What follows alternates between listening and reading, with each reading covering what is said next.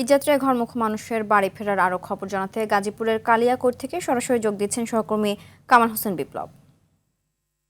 বিপ্লব, সরকারি ছুটির পাশাপাশি পোশাক কারখানা ছুটি হয়, যানবাহনের চাপ বেড়েছে কিনা, যাত্রীরা ভাড়া সহ অন্য কোনো ভোগান্তির অভিযোগ করেছেন কিনা জানাবেন।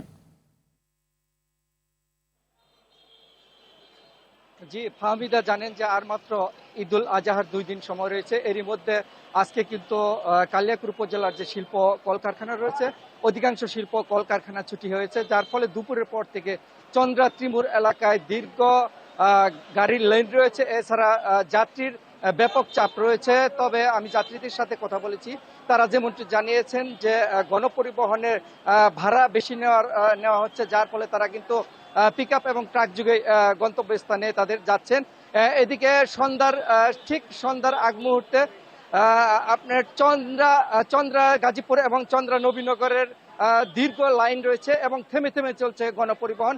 এছাড়া আইন শৃঙ্খলা বাহিনী কিন্তু যাত্রী ঢল নামার কারণে কিন্তু হিমশিম খাচ্ছে। তারা এই দীর্ঘ লাইন যে পরিবহন রয়েছে সেগুলো নিয়ন্ত্রণ করার জন্য।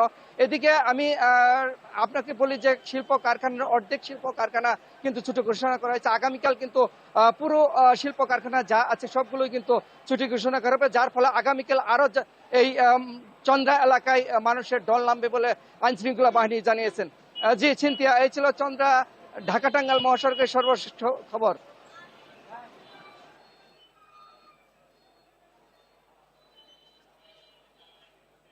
ধন্যবাদ।